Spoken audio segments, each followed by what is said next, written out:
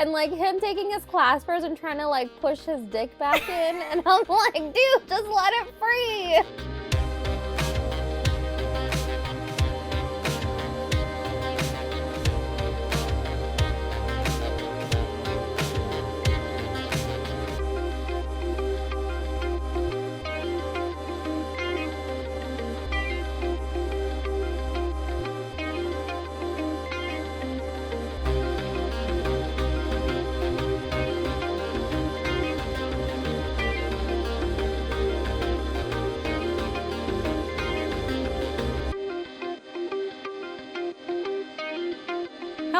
And welcome back to another episode of Romancing the Monsters. I'm Em. I'm Seth. And first, before we start this episode, I just want to remind you that if you are listening on Apple Podcast, you can leave us a review or a rating. It's incredibly helpful to, get our podcast out there. If you have people in your life that you think would like our content, feel free to share it with them. We are trying to, grow our little audience. Sounds desperate every time, but what can we say? We need to self-promote a little bit. Yeah. Anyways, today, ladies and gents, we read Ensnared by Tiffany Roberts, which... Seth. Yes. We did it. We went there. We read. We did. A spider hero. And we do not mean a spider shifter. Nope. We mean a full-on, grown-ass, alien spider-looking thing. Yes. We did. And, can I just preface this by saying, I am scared of spiders. Even in my house, if I see one, I will scream bloody murder. I don't know. This book intrigued me to no end because of certain questions I had, which we'll get to. And I think our girl Ivy had the same questions, Seth. I know. Yeah, I agree. Ivy was so curious, and I love to see it. But yeah, no. I was scared of spiders, and I just wanted to see if Tiffany and Robert, which are the husband and wife duo that write all these amazing books, I just wanted to know if they were able to make me fall in love with said spider hero. Uh-huh. And make me actually believe and actually find him, romantic or, adorable? Plausible as a lead, Uh-huh. That's what I kind of mean, plausible as, a romantic lead. Can I tell a very short story that relates to this book? Because you just said, you hate spiders. I don't hate spiders. I'm not scared of them, but I will squish them to their death. I do not care. I'm rootless. That being said, now that I've read this book, there was actually a spider on my ceiling this morning, and I looked at it, and usually I would have killed it on the spot, but I looked at it and I went, buddy, if you stay there, I'm gonna let you live. And if you just hide somewhere, I'm gonna let you live. But I do not want to see you crawling on the fucking wall. So I let it live, and I was like, you know what, folks? This is character development on my part. This is growth. This book made you more empathetic to spiders. Exactly. So I have Tiffany Roberts to thank for this. I'm not saying that by tomorrow morning things will not have changed. Okay. But for today... me and the spiders are on okay terms. We love personal growth. I know. So, segue into what is this book about beyond hot spider-looking alien? Right. All right. So, we start off on an alien planet. We don't even know what it's called, to be honest. We only know where his people live and where also he decides to live during his time away. So the people that, he's a part of, they're called the Vricks. And he goes to, is it Takaral? Which is Have you even said his name? Maybe we should say his name. Oh, sorry. Ketahn. I said Ketahn. Ketahn? But I don't know. That was one of my questions. I feel like this is something we should have asked. Tiffany and Roberts, yeah. Well. Anyways. Sorry if we butcher his name. I'm gonna say Ketahn. I really don't want to because I love him. Spoiler. Well, yes, but girl, it's bound to happen. All right. Ketahn. I'm going to say Ketahn. All right, let's say Ketahn. All right, so we meet Ketahn and the world of the Vrix, which is, which are his people. He goes to Takaral, which is, like, his species' home base, and, like, they have this whole ritual where they give their queen, which is, like, an awful bitch, offerings. And basically, we know at this point that the queen isn't well-loved among her people, and she singled out Ketahn as, like, her mate, the person that will give her babies. He doesn't want fertilize her eggs. Sorry, yes, fertilize her eggs. And he doesn't want anything to do with that, so he lives in the tangle, which is like the jungle, the thick of the jungle, and gathers meats and plants and things like that. Anyways, he goes to do his job, which is gather meat and plants and things like that. And bring it back to his people, which he obviously finds out that the people are kind of starving to death, and he finds out that the queen's being glutton for meat and really not sharing whatever all the hunters bring back for the Vrix. And anyway, so that kind of makes him hate her even more. He goes hunting some more, and then he kind of ends up falling and almost dying. And he ends up finding a spaceship, which he doesn't obviously know it's a spaceship because I've never seen anything like that on their planet, or any, like, even above, like in the sky. They've never seen anything like it. Clearly it's crashed, and there are human corpses in there. And he also sees a few of them who seem to be awake, like not awake, but like alive, but sleeping. He ends up touching a crypto chamber, which obviously houses people inside sleeping. And he ends up waking up our female lead, Ivy. And Ivy is very much human. She has no idea where she is, what's going on. She was promised, that she'd wake up when they're on the planet that they said that they would be settling on. And yeah, she wakes up in a foreign world, a world she doesn't know. And she has this Spider-Man being in front of her that she has no idea what he is. Of course, she automatically assumes he's going to eat her. Not the good kind, like actually eat her all the way. Thanks for specifying that. Yeah, I had to, anyways. So there's a language barrier there as well, but like as time goes on, she realizes that she's safe with Ketahn, and he's not going to eat her, and slowly they start to learn each other's languages and start to communicate and form a friendship, and like things kind of go from there. And there's a whole political intrigue with the queen and like what she's doing with her people and what she's not doing for them, obviously letting them starve to death. And yeah, it's just a lot of things going on in this book. How did you like it? I really, really enjoyed it. I was like sucked in. Okay, I will admit, like the beginning of the book was slow, I think up until like the 5th chapter, I would say. Agreed. Because a lot of it's information that we needed to obviously understand the story further down the line.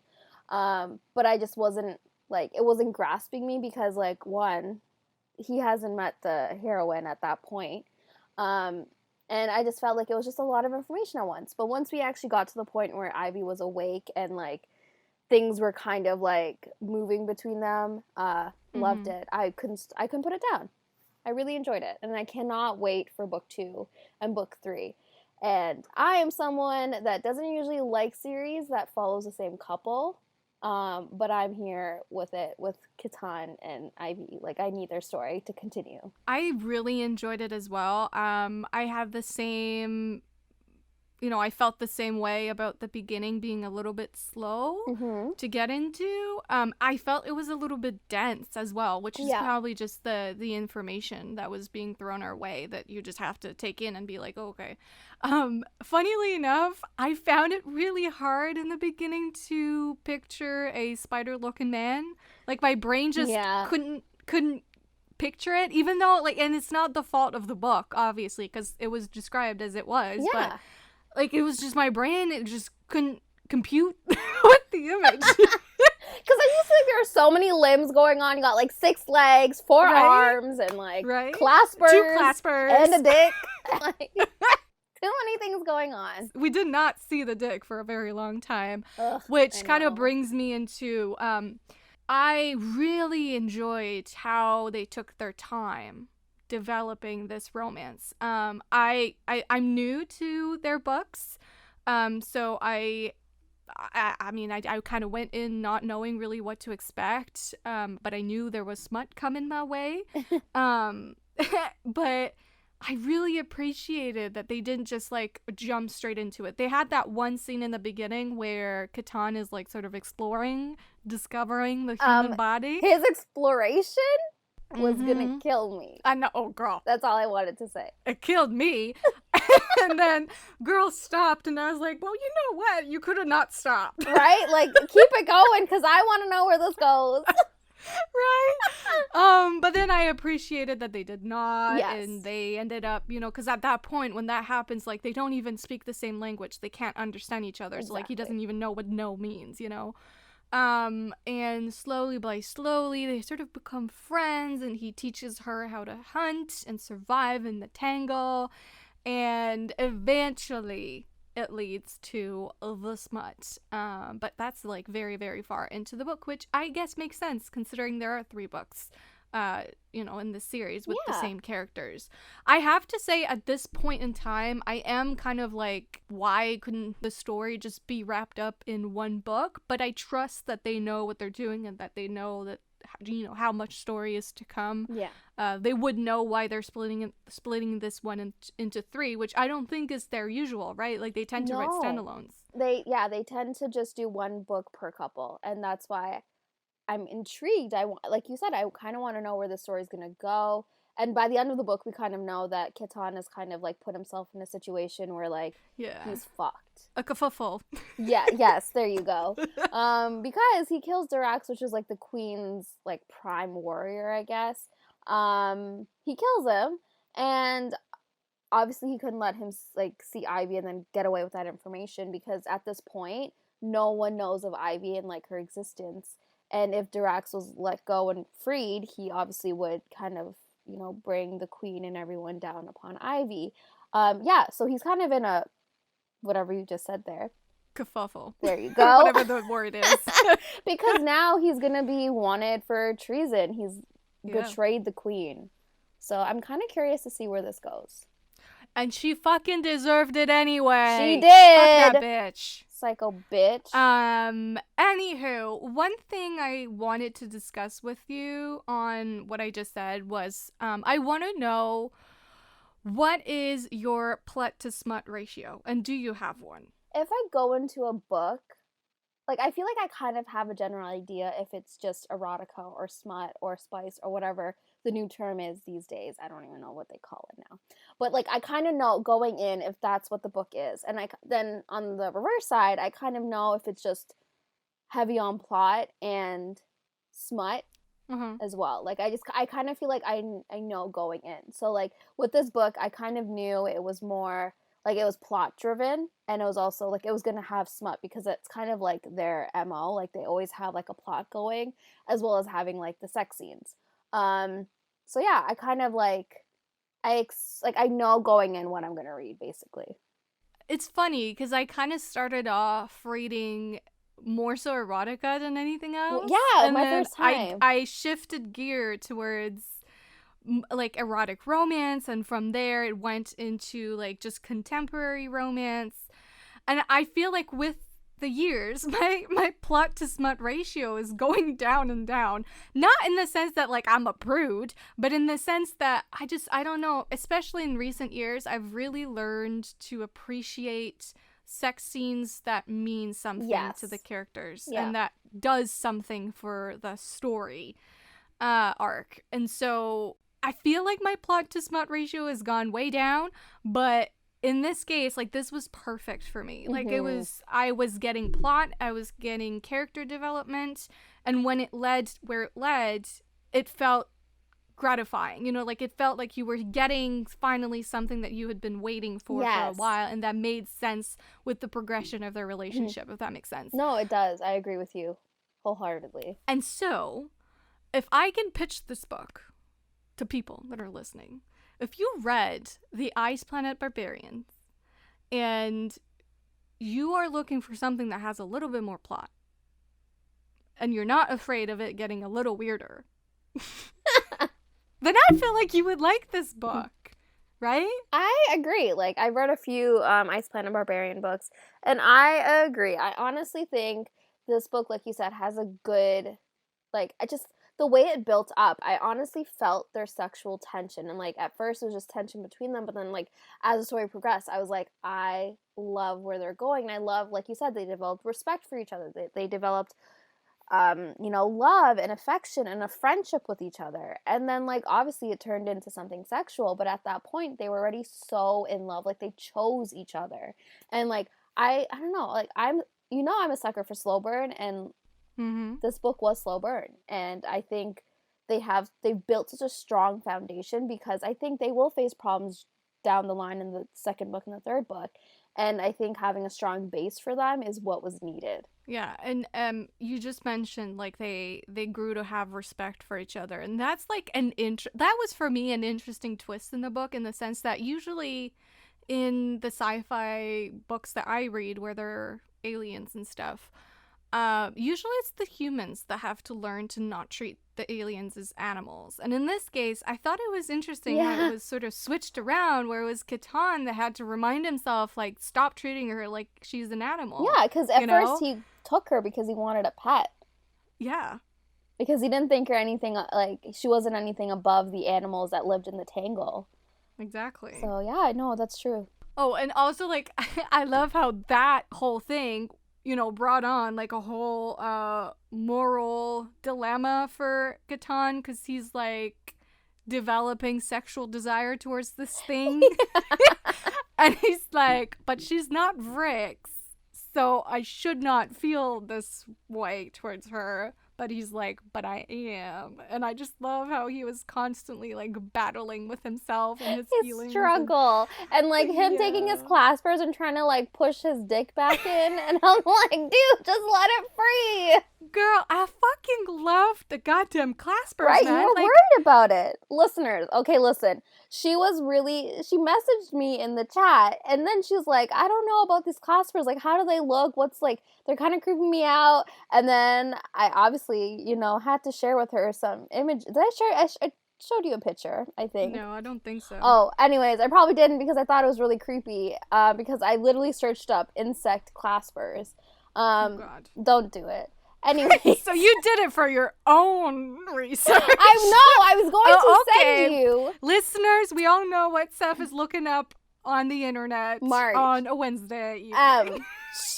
No, that's not the case. I was trying to provide you with a visual, in case you were a visual learner. Don't sip your tea like that. You did not share the visual. Because I was like, this is so weird. I'm not sharing it. Now I'm just wondering why you didn't share it. I needed to abort the mission. I mean, I loved the claspers, and, like, I think I loved them most in the non-sexual scenes, where it's like, at one point Ivy gets hurt, and Ketahn is, like, running towards her, and she says that, like, he has his forearms just, like, to reaching out to her, but the claspers are reaching out to her too, and I was like, I don't know why this is so adorable. Like, I'm just picturing, like, little arms, like, here. What? It was cute, all right? Like, a very alien way. I feel like I started this book being weirded out, and by the end I was like, you know what? Forearms and claspers are totally normal. It is, and I honestly, like, he made use of every single appendage. Yes. Which, should we... Do you want to talk about it? Well, I mean, I feel like we are now the podcast where we get into great details about male appendages, so we might as well. We would do a disservice to ourselves and to our listeners if we did not go into detail. All right, so can I share this? Okay, so one of my important points that I have in my notes, I literally have heading, Ketahn's dick. Holy heck, that was really amazing. He seriously has a huge schlong that unfurls and vibrates inside, ... Like, what? Yeah. And he kinky? Tying her up? Mm-hmm. Those were my notes, because that's an important point that I needed to include. Yeah, so our boy Ketahn is a very sweet, soft, adorable baby boy protective. Mm-hmm. But But, ladies and gents, when he gets down to the doo-doo... Ew, that sounds like he's taking a shit. When he gets down to doing the do, is that better? A bit.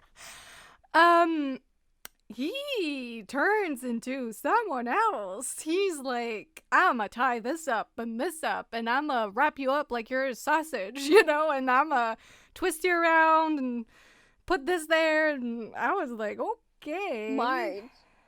He was like Christian Grey, but like Spider. I feel like Christian Grey could never, because boy can just wrap you up whenever. Yeah. In the jungle, no issue. And like, you know how like those horror films or like any movie that has ginormous spiders, like their biggest fear is like becoming like, you know, wrapped up in their web. And like, I love how Tiffany and Robert took that fear and was like, let me make it sexy. Let me wrap up Ivy in the same way you fear, but like sexy. You can't say that and me not thinking about that Facebook post. What Facebook post? The guy is like, his fantasy is to be crushed by under a female spider. That's what I'm thinking of. I'm like, well, apparently not everyone is scared of spiders in that way. Because boy was like having sexual fantasies about it. So. I honestly felt like that was me talking to you after I read that book. I feel like Tiffany and Roberts were like, we're gonna make everyone realize that what they fear can actually be very erotic. Yeah, no, this book brings like a whole new meaning to like shock therapy. You know? Like absolutely. Exposure. Yes, that's what I meant. Exposure therapy. Yes. You went in and you were scared and you came out of it thinking, you know what? Maybe I want a spider lover. But no, it was really funny because I don't know why I tell my mother I'm reading certain books. Anyways, I told her I was reading this, and then she's like, but he's a spider. I'm like, yes, mother, but he's a sexy spider. I feel like of all the books I could share with the people around me, that is the one that I probably would not mention. Well, I mean, I was too excited, and no one I knew was reading it at that point, and I was just really excited, and I needed to share with someone other than my wall. And me? Question mark? Hello? I mean, obviously you, but we couldn't really talk about it because we needed to talk about it today. True. So anyways, so for like 80% of the book, you know, all we know is Ketahn has the slit and his claspers are holding on to it for dear life, hoping that the stem does not, you know, push through. And then it does. And it was an experience. But also I was a little bit confused. I'm not going to lie. Like, so it's purple. Oh, well, yes, it was purple. We all know that. Well, I mean, maybe you don't know that, listeners. It was purple. But what confused me is that, so after she comes, he comes, and then it starts vibrating, which is fine. That part is not confusing at all. What is confusing is that she mentions something unfurling inside of her. And that part is what makes me go, what? and then she literally passes out. It's like so good she just passes out, right? Yeah. What is that thing? What is that thing inside? I wish I could explain to you, but all I know is that it vibrates to the point where something unfurls, and I think whatever unfurls is like it, you know, makes her reach like, you know, past the point of no return, you know, pleasure. Yeah, I just like, I kind of need a visual, and I really hope Tiffany and Robert, like, you know how they released beautiful pictures about the hero in Shielded Heart, which is another great alien hero. Highly recommend if you want to read another alien hero. I really want that art for our boy Ketahn here. You know what this made me think of, though? I was like, I kind of low-key hope that there's butt sex at some point. I mean, I would not be opposed to it at all. I was just thinking, like, I don't know. I could see it. I kind of want it.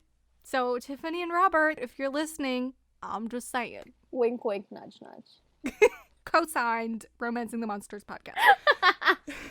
No, I already said, like, I need to have, like, a blowjob scene in this. Because imagine him. Yes! When she says, like, oh, I'm gonna teach you how to kiss or whatever, I'm gonna show her. I for sure thought girl was gonna get on her knees. No, it was just a sweet kiss. But... No, because imagine. He was, like always confused, but yet intrigued by her lips. And imagine him, because he's probably never, like, obviously would never have experienced a blowjob before. Imagine how that would go. I know, I know, but I think that that's a scene in the making. Like, I think that that's gonna happen. No, yeah, no, for sure. The and butt sex thing, I don't know, but this thing it's coming. We both know it's coming. Pun intended? It wasn't intended, but I'm glad it's here. Can we circle back? Yeah, because I'm sorry, his dick kind of took precedence. Yeah, took over. Can we circle back to the first night that they're together, and she wakes up and she really needs to pee, and she pees on his carpet, and he's literally treating her like, you know, a misbehaving puppy. Yeah. He's like, you don't pee on the carpet. And she's like, I don't understand shit, bro. Like, what do you want me to do? She's like, I need to go outside. He's like, no, I need to go outside. I need to pee. And he just doesn't fucking understand. No. Yeah. Oh, and then he brings her to the water and he literally throws her in, like... I love it in books when they don't understand each other. Yeah. I love it. Yeah. Because it just makes for such poor communication that it brings on the best situations like this, where it's just like funny. It's great. It's great. I love it. But I also love that it didn't stay that way too long. Like, there's like a nice middle where it's like, oh yeah, they have enough time where you can get the funny banter of like them not understanding each other, and then also them finally understanding each other and being able to communicate and relate to each other on what's been going on in their lives. You know what I mean? Because some books, it's like you don't really get that, because for the whole of the book it's very difficult to communicate, and it just feels more surface level, because you're like, how can you really care for this being that seemingly like doesn't really understand who you are, or can't really have conversations with you and such. So, and I feel like with stories like that, I feel like they focus heavily on the physical, the sex. Yes, that's what I'm getting at. Whereas this book, I love that it took them time to understand each other, but like they still took that time to understand each other before they even like formulated anything between them, you know? And I love that. I like Tiffany and Robert really did that well. How did you feel about, like, the story with the queen and the Vrix and all of that? Girl, first of all, I said it before. I'ma say it again. Bitch can fucking die for all I care. But, no, actually, bitch can just die. That's literally all I have to say about her. Like, I just hated her so much. I know. I hated her, too. And I need her to meet, like, an awful end. But, like, she's so powerful. Like, she is, like, honestly so scary to me. Like, so scary. Like, she literally towers over him, because all the women tower over the male Vrix. And she's also had people try to fight her for the position of queen, and she's killed them all. And she also assaulted my boy Ketahn. Multiple times. I know. Bitch had no boundaries. None. No. So it was great to see, like, a situation like this where it's very predatory and just gross, but switched where it's like a woman doing that to a grown man, which is important to know. And like, he's uncomfortable and he doesn't want it, and his body is reacting without him wanting it to. And that's very true, you know, like that's very accurate. And I really liked that it was there, you know? Yeah. I also like how this is a matriarchal society just because it's spiders, and so, you know, women rule. But I feel like oftentimes in fiction, and maybe that's just my experience with it, and, you know, it's very limited anyway, so... But the experience that I have had was that oftentimes matriarchal societies are depicted as, like, almost like a utopia. You know, like, almost kind of like the best thing that could ever be type of thing. But when you look at the animal kingdom, that's not always the case. No. Spiders are a great example. Isn't it spiders that literally eat their mates after sex. Like, Yes. so I love how you have here a matriarchal society where women are, you know, queens, and they are despicable and rootless. And I mean, in this case, it was her. I'm pretty sure that Ketahn's like mother wasn't that way. No, but and his never sister got to is very yeah, much. but we never really got to see her, so we don't know. Yeah. His feelings towards her could be, you know, a little skewed because she was his mother. Who knows?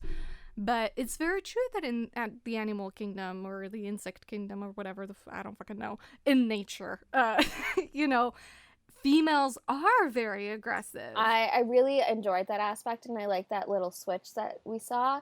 But I think it's very much her character itself.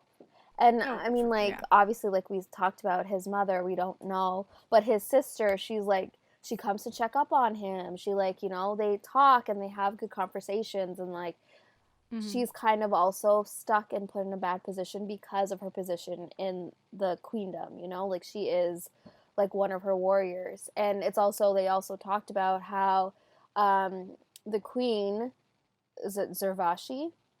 I believe that's her name. She is responsible for so many deaths. And why, Steph? It was just because she wanted die. Which is like, really? Yeah. And like his own mother and I think whoever, like people close to him died for like looking for roots to dye her silk. And so our boy Ketahn has been offering her the same goddamn roots as a fuck you, which I love how the story begins and that's what he's doing. Like first chapter he's offering her some kind of root and we don't understand what it means until like 70%. Yeah, exactly. So it makes sense at that point, and I love how they kept that, you know, not like a secret because you kind of forget about it, to be honest. Yeah, but they bring that up again and you're like, oh, so that's why that was a fuck you, you know? Yeah. I don't know. I just felt like this book had me. Like, it just had me going up until the end to the point where, like, Tiffany and Robert, I need book 2 now. I'm curious to see what happens later on because obviously there will be a fight between Ketahn and the queen and probably whoever decides to join his side. And I don't know. I'm curious to see where it's going to go.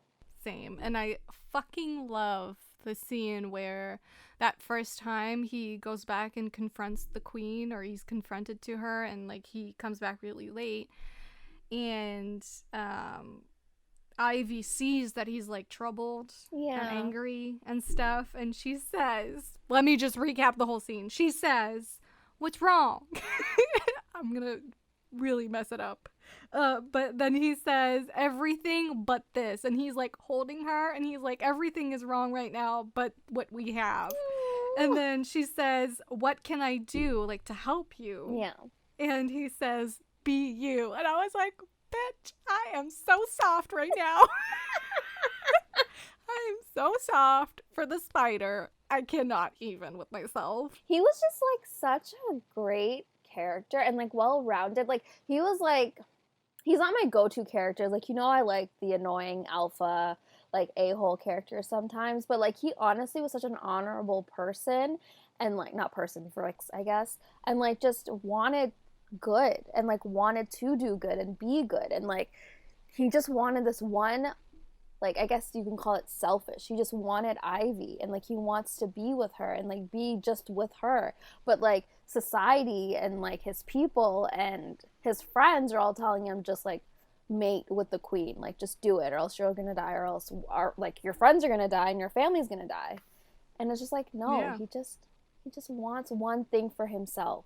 Yeah, like this is my perfect kind of soft hero, because I don't like soft heroes who, I don't know, I just don't like cinnamon rolls. I don't like soft, but this is my kind of soft where he's like, he can be very soft and understanding and just, you know, wanting her to have everything she's ever wanted and be happy and stuff.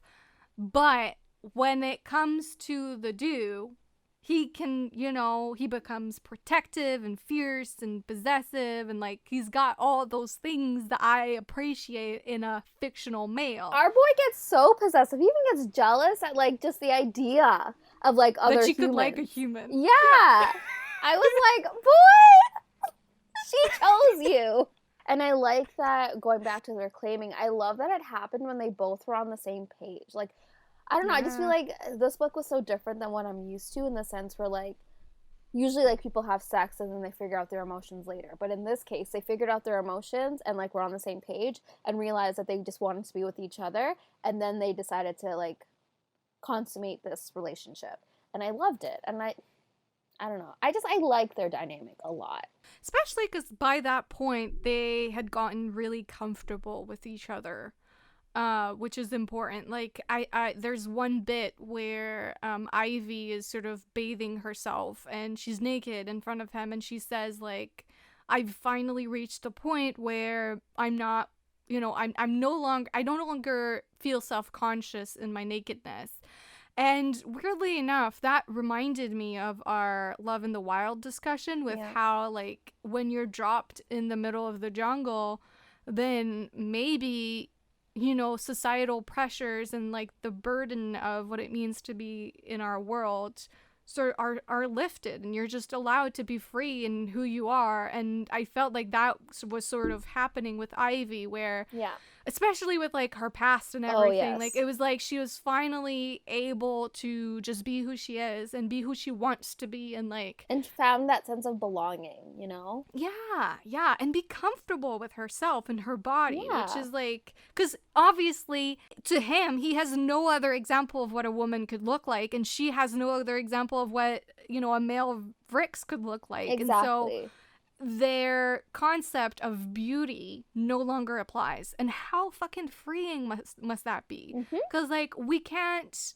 convince ourselves that, like, that's not a thing that you and I and everyone else on Earth, like, has in the back of their minds constantly. Like, we're constantly judging people from, like, how they look, How they look, how they carry themselves, what they wear, how they act.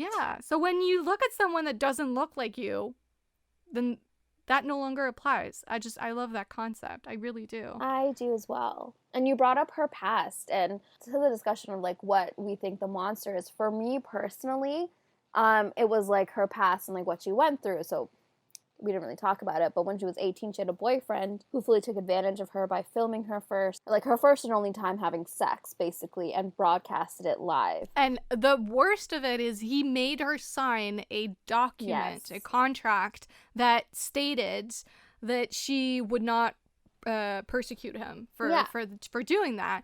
And she didn't know, because at the time she was very naive and, starry-eyed, and was just really happy to be in love and just trusted him wholeheartedly. And he took advantage. Yeah, which was really sad, because she met him when she was a minor, and they didn't do anything until she turned 18. And obviously, sadly, actually, her parents found out about it. And they kicked her out of the house, and she was forced to drop out of school. And when she tried to go home again, they didn't want her and shamed her into living in her car and had no home. And obviously she comes across this program which allows you to move to another planet. And she obviously takes that and decides to go to another planet. And obviously she ends up on the planet with the Vrix. But because of her past and her upbringing and, like, kind of what she experienced with her parents and, like, with everything else going on, she, like, really questioned her feelings and questioned her place in his world, and, like, obviously didn't have a place there until, like, she kind of, like, let go of her past, and also tried to, like, work through her traumas. And I just felt like it was really sad to, like, see her go from, like, like, she would, like Ketahn and, like, want to explore things with him, but then, like, her intense shame that she felt because of her past and because of her parents' reactions to her own actions, it kind of made her pull back with Ketahn, and kind of made her think of, like, what was right and what was wrong. And, like, I don't know, I just felt like her monster personally was, like, her shame that she had no place to feel that. She did nothing wrong. And it was just really sad that society, like our society, convinced her that what she did was wrong. And to a point where she had nothing left and no one left, to the point where she was like, I might as well start over on a completely different planet. Yeah. Like, that's incredibly sad that you just you know no one will care and you have no one anymore, so you're like, well, I guess I'm the perfect person to ship on a different planet and start over. I just thought that was really sad. For me, well, obviously that was the whole thing with the boyfriend, but for me, where it really starts is with the parents. And ugh, her parents were so garbage. well, here's the thing. I think that a lot of the time it's the parents in books like these are neglectful or abusive, etc. Her parents weren't. They were indifferent. Indifferent, yes, but they also made her feel unloved and unwanted, and they constantly reminded her that she was like a mistake child.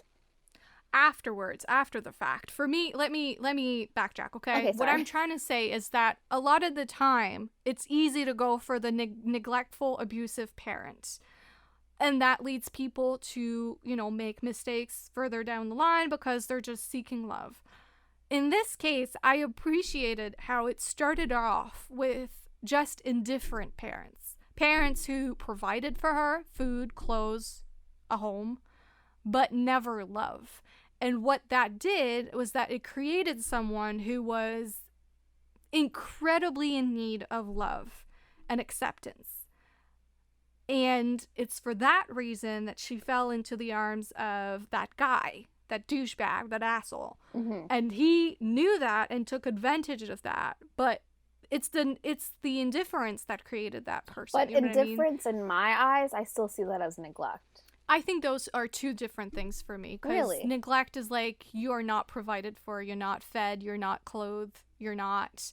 Like, neglect is like you're a stinky, dirty baby. But emotional care, providing emotional care is also still neglect for me. The lack of providing emotional care. Because I feel like once you have a child, you decide to love it, care for it. Like, giving them a house and clothes is the bare minimum. Giving them food, bare minimum. You have to do that anyways. But loving someone and caring for them, that is still neglect in my eyes because it's still something that should just be given to your child. I don't know. I'm sticking with indifference. I guess we just have different opinions on what neglect is, which is fine. I feel like that created for her that hole inside of her that's never been filled. And there's this really sad moment at one point where she's, with Ketahn and she's thinking like, how is it possible that the person that's ever loved me the most and cared for me the most and let me be who I am the most was this alien on a completely different planet, you know what I mean? And I don't know, I just felt like it spoke volume of the people that she's been around and just humanity in general and just how awful people can be to the point where you're just lost and you have no one and nothing and you feel you just become like this sponge. I know. And it's just sad because she didn't even have her friends anymore. Everyone just judged her and shunned her to the point where she was completely isolated. And she would even talk about she grew a phobia of thunderstorms and rain because she would live in her car, and she lived in one during I think it was a hurricane, and she had no one. She had no friend to go spend the night at, She just had no one. And it's just so sad that was her case. And I'm happy that she ended up on a planet and found that sense of belonging and that home with Ketahn. And obviously we know it's going to be shaken up a bit in the book 2 and 3. What about Ketahn? For Ketahn, mine is essentially his duty and support to his people versus his own happiness and well-being, because he is sort of stuck in that in-between place where he's like, I want to help my people, I don't like to see my friends suffer and their families suffer, and there's a lack of food, and it's all going downhill. But at the same time, he's like, I do not want to submit to her. I do not want to, become her plaything and just become hers. I don't want that. And he's sort of trapped between those two ideas. And eventually he does make the choice, I want Ivy. This is what I want. I do not want this, the queen. Yeah. I never wanted her. I never wanted anyone else. I just want Ivy. And he makes that choice, which has repercussions, obviously. No, I agree with you, and I felt like that was his monster as well. Because like she's an obstacle even with his friends. And like obviously, yeah, the relationship he's building with Ivy, because he doesn't really pursue her, Ivy, romantically until he like recognizes, like you said, he deserves happiness and he wants to be with Ivy exclusively. So yeah, I agree with that. I'm curious to see how that plays out because I don't see the queen accepting not having him. Absolutely not. Like this bitch is gonna like I don't know what. I wish like we could have gotten the fucking scene from her perspective when he does not show up at the cleaning. Yeah. Like bitch was waiting and he did not show up. I wanted her to, Yeah. Anywho. And I guess like the whole dilemma that Ketahn has relates to another question which I have for you. Because I do think that the end of this book brings up a ethical question that's very interesting. Because there are the other 8 or 7 humans that are, asleep. And Ivy has a dilemma of her own. Because she's like, do I wake up these people and, subject them to a life in the jungle that is very dangerous, a life that they might not want? Or do I let them sleep, leave them there, and they will die? They will die in 2 years. But they will die unknowingly of what happened. You know what I mean? They will just die peacefully. They went to sleep, and that's it. That's their end. And I was just curious, like, what do you think? Like, because it is, like, it's a difficult decision to make, because you're making that decision for 7 other people that probably would not all agree. Some of them might, some of them probably would choose to sleep and die. And let's also not forget that Ketahn also brought up valid points when he's like, you can't really take care of yourself here. Like, how would you provide for others if you can't really provide for yourself? And he also even says, I am taking care of you. And, like, he doesn't really say it to her, but he's like, it's already a struggle. Like, another mouth to feed is, like, kind of, like, hard. Imagine if he has to feed 7 other humans, And it's just, like, one man doing all of that is just, it's a lot of work. But obviously, the flip side to that is also valid of like, I can't be the one to choose that these people are gonna die. No, and I agree. But I also feel like looking at it as like a whole picture. I just feel like for Ivy, it's like she's in a difficult position because she is more or less playing God. Like she decides when they live or die and how they will live. And obviously they don't have a choice. They either live on the planet that they crash landed on, or like you said, they die peacefully in their crypto chamber and not knowing where they landed. Yeah. I don't know. I just feel like it's a very difficult question and a difficult situation that Ivy's in right now. I feel like, personally, Ivy is amongst the people that were on that ship that were the less skilled. She said how some of them were sent there because they are doctors, they are whatever, like they have skills with a range of things that would be useful on, a whole new planet. Yeah. So I'm thinking, like, I do think that some of them, like she says, you're not giving us a whole lot of credit to Ketahn. Like, she says that to him. Yeah. We are stronger than you think humans are. Yeah, of course. And I do think that applies to these people because some of them are skilled and probably would be able to, start up a garden and survive in the jungle and bring their own, True. Knowledge of medicine and such. So I do think that they would be able to survive probably. Or that they would be able to start a little settlement of humans on that new planet. Mm-hmm. And I agree with that. And, like, who's to say someone that, was in that section where Ivy was from wasn't, like, a tradesman or, like, wasn't into, like, like, building things or, like, we don't know. We won't know until they wake up, which I really think they will. Well, they will wake up. Which begs the question, what do you hope to see in books 2 and 3? In terms of, like, where the story's going to go, where the character is. Like, what are some things that you think will happen and some things you hope will happen? Well, I kind of have 2 things. I have 2 ships. Ships? First off, I really want, and I'm going to butcher his name, Rakosh. Okay, yes. I want him with Katahn's sister. I feel like there was something there between those two. Okay. And then I want Urquhart or Tilok, whatever his name is. The two other friends, the hunter and the what's the other one? Like the not builder, but like the one that works with rocks, and he's like, I speak to the rocks. That guy. Yeah.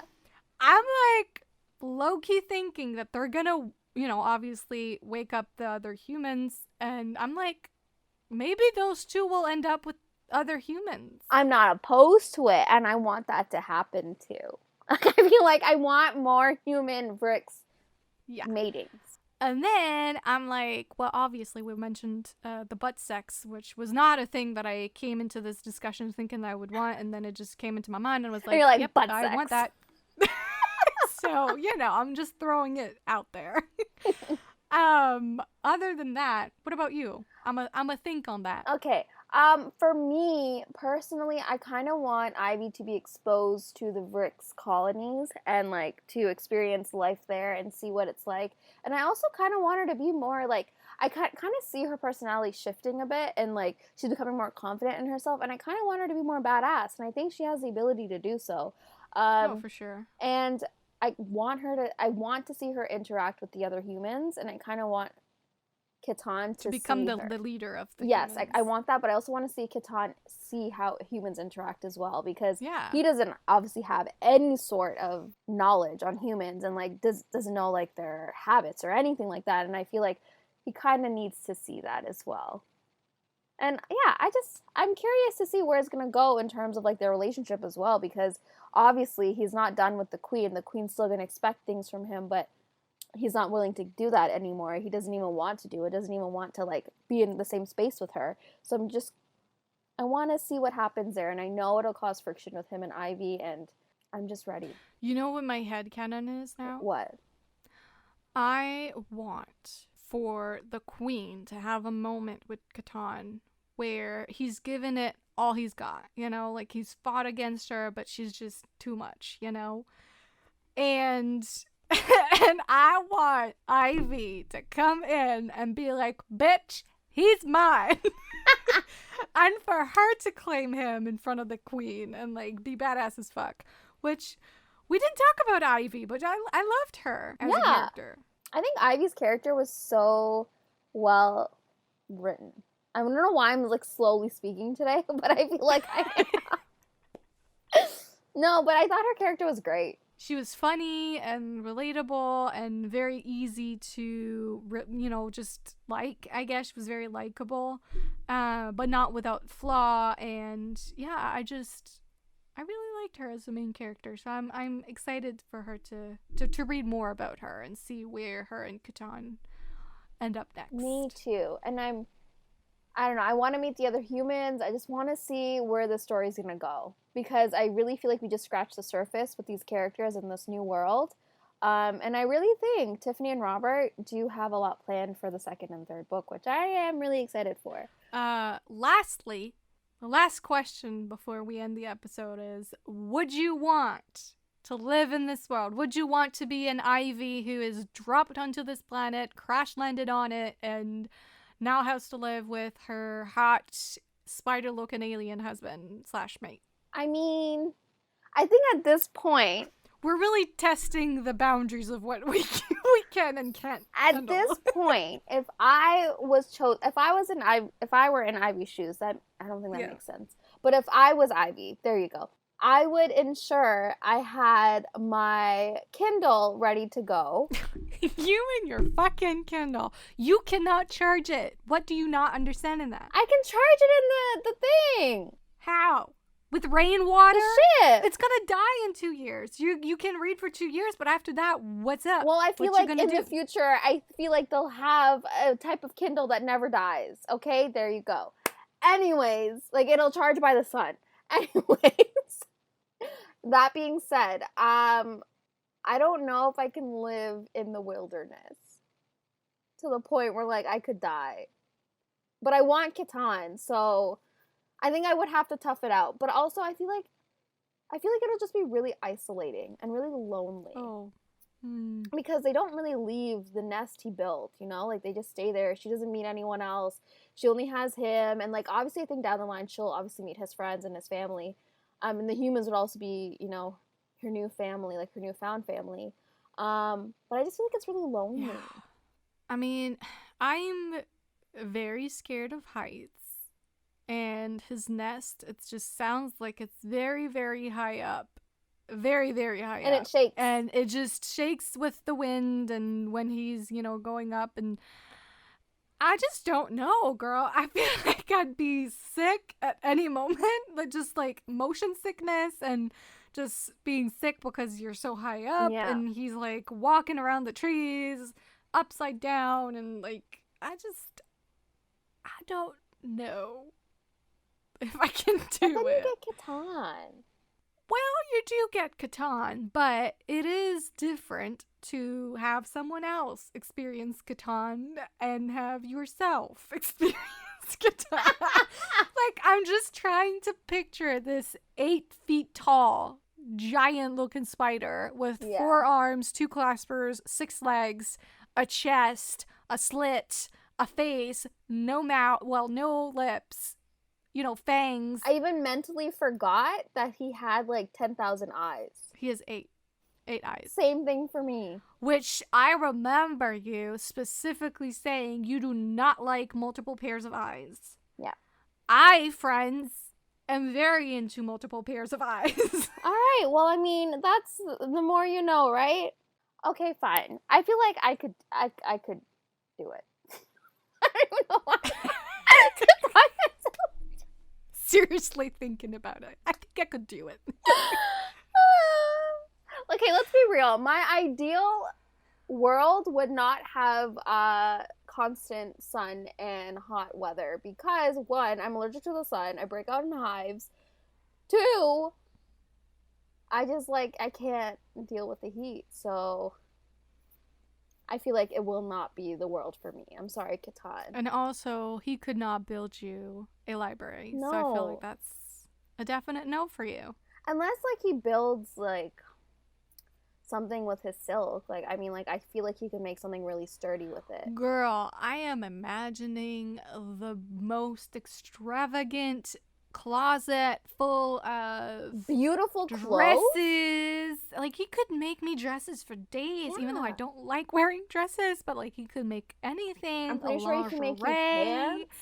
Lingerie, girl. Oh, silk yeah. lingerie. He could make me silk pillowcases to protect my hair. He could, listen. The list is endless with him. I could live a life of luxury with all the silk I want. Yeah. But I still don't think that that's enough for me. No. I don't think it is for me either. As much as I love you, Ketahn, and I love the dress you made, Ivy, like, 100%, like, you need to, like, you know, be at Fashion Week, you know, with those good, gorgeous dresses I know you can create.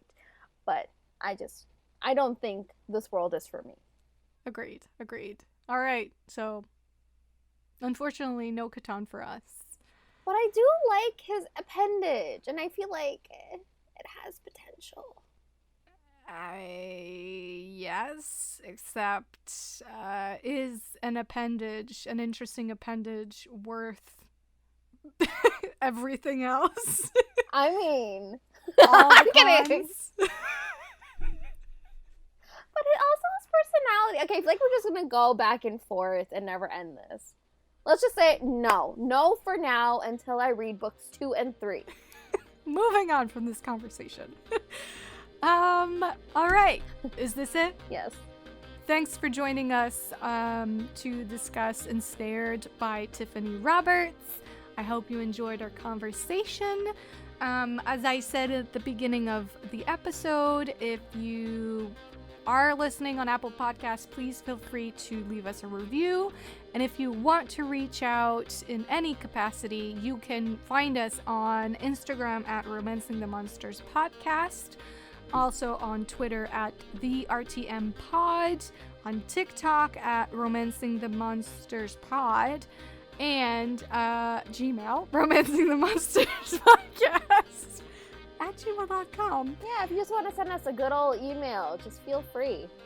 I mean, honestly, I repeat it every week, but you can just look at our description down below. The description of the episode has all of our links, all of our things, information. But if you want to reach me online, you can find me on both Twitter and Instagram at Foes and Lovers. And you can find me, Steph, on both Instagram and Twitter at Pros with Woes. Thanks for joining us. Bye. Bye.